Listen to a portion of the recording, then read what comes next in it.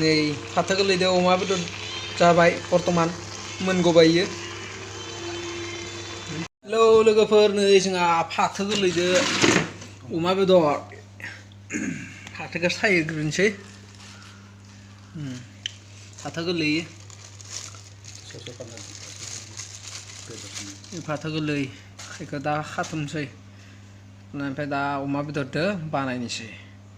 नै मारै खायो नायखो ओरै फोरानबाय, ओरै मेरायबाय, ओरै मेरायनानै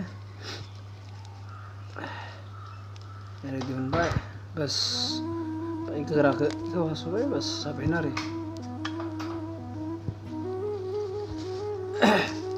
दा बेखौ गारबाय, मेरायबाय। फाथो गोरलै फाथो गोरलै जाखांबाय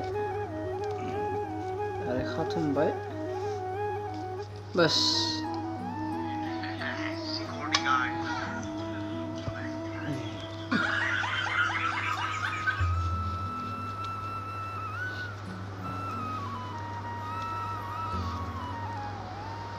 पार्टि दोङो दिनै मागोनि, बयबो खाना जागोन नालाय जोंहाबो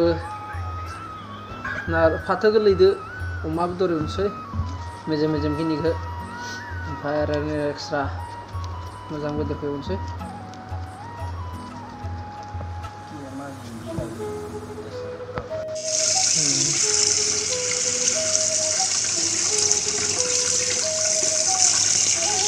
अमा बेदर दा गोजाबा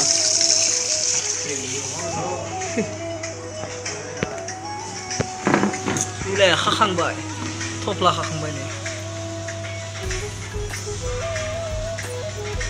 फाथो गोरलैलै फाथो गोरलै जाबाय नै।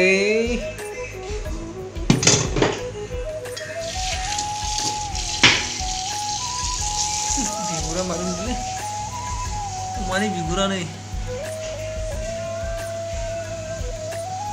बरिया फैदो खिन्थु।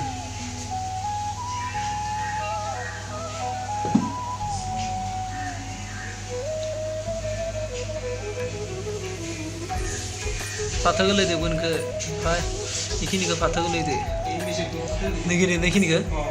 बेखिनिखौ फाथो गोरलैदो एक्सट्रा दोनखा। बाखि नैखिनिया मुला आलु होनानै,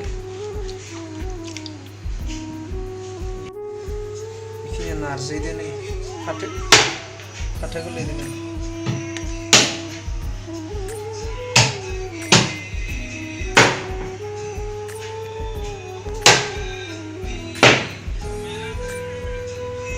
फाथो गोरलै बेखिनि।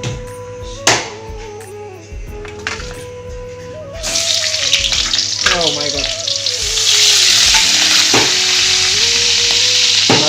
Marai naंगौ। बिदिनो आलुदो मुला, ओमफ्राय बेदर होयो, बिदिनो आलु, बिदिनो मुला,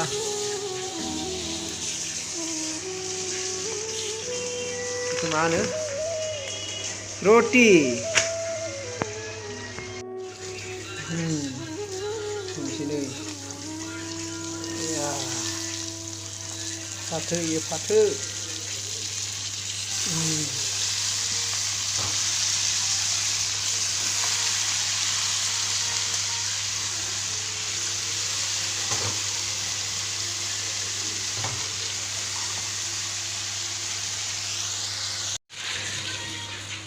अमा बेदरदो फाथो गोरलै इयो। मुला आरो आलु, पियाज, धुनिया, हाइजें, सामब्राम, गरम मसला, रटि।